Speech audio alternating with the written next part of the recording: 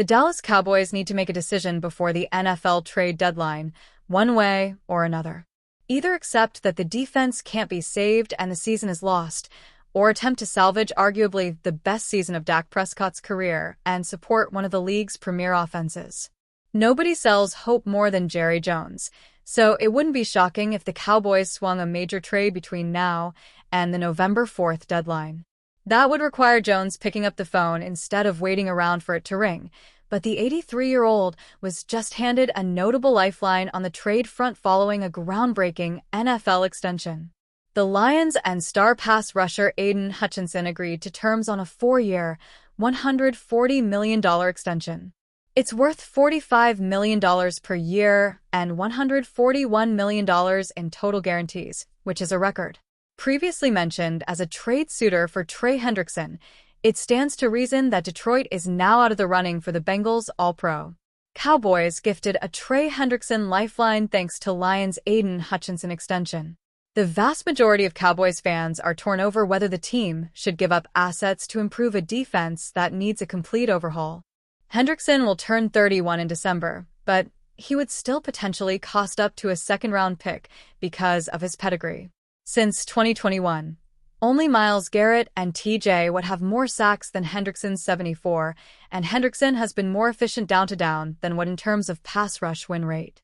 He's made a Pro Bowl every year during that span, culminating in a first-team All-Pro nod last year after leading the league with 17.5 sacks, while ranking third with 83 pressures and tying for third with a 20% pass rush win rate, per Pro Football Focus. Hendrickson wouldn't fix everything, and he certainly wouldn't mask the flaws of Matt Eberflus, but he would give Dallas a needed juice off the edge. With rookie Donovan Ezeruaku rounding into form, the Cowboys could cobble together a competent pass rush if they add Hendrickson. That will only make life easier on a secondary that is bereft of talent and depleted by injury.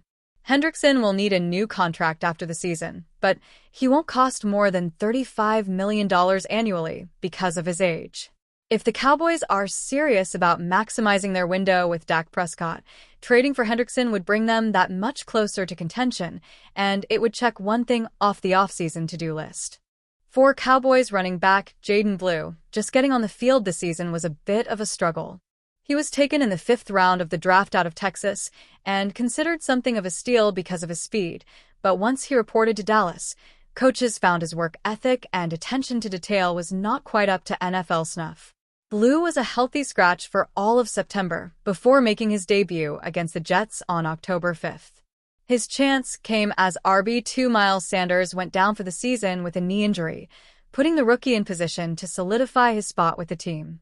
But since getting a bump up on the depth chart, Blue has failed to deliver for the Cowboys, gaining just 65 yards on 22 carries, an unimpressive 3.0 yards per rush. Worse, against the Broncos in Week 8, Blue lost a fumble in the third quarter, and this week, coach Brian Schottenheimer indicated that veteran backup Malik Davis may well have overtaken Blue on the depth chart heading into Week 9 versus the Cardinals. Cowboys Schottenheimer, Jaden Blue was inconsistent. When talking about Blue this week, here's the full context of Schottenheimer's comments, including his sentiments that Blue should actively be learning from RB1 Javonte Williams. Jaden was inconsistent in the game. He did some really good things, but there were some other things he's got to do at a higher level. The fumble was a good hit, but he's got to be able to hold onto the ball. And actually our combination block was supposed to come off to it, and it didn't, so, again, that's a blocking issue. But again, he can continue to play and emphasize playing more and more physical with and without the ball. That's real. That's a young back learning the speed of the game, the physicality of the game. But to me, I am always going to go back to the consistency.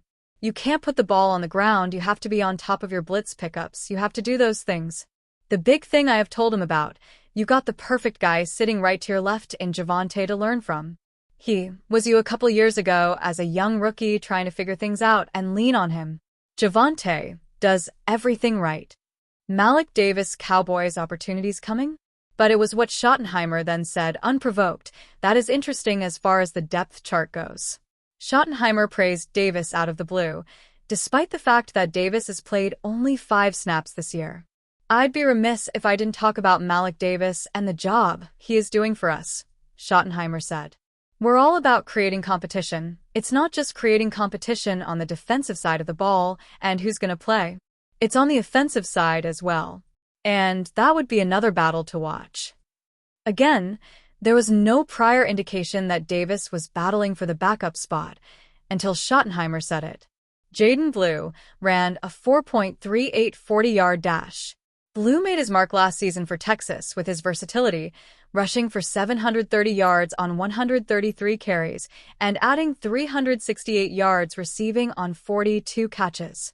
He had 146 yards and 2 touchdowns for the Longhorns in their playoff win over Clemson, but was shut down in the next 2 games, going for just 20 yards on 8 carries in the quarterfinals and semifinals.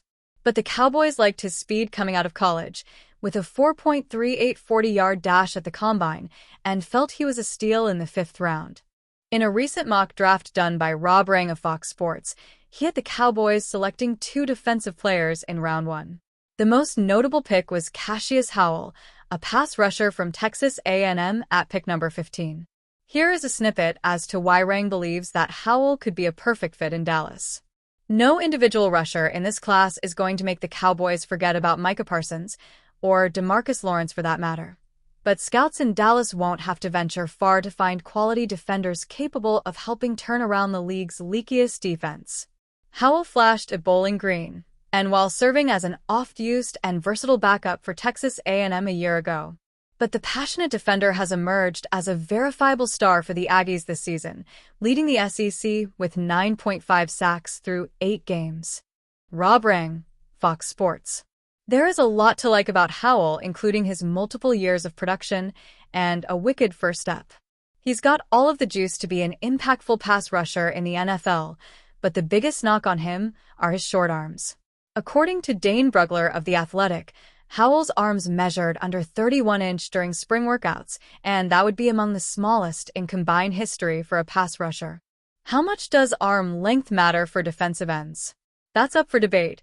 But several of the top pass rushers in the league, Micah Parsons, Trey Hendrickson, Aiden Hutchinson, Nick Bonitto, etc., all have well below average arm lengths. Howell's arm length will be an all-time outlier, but his production in the SEC has been unmatched.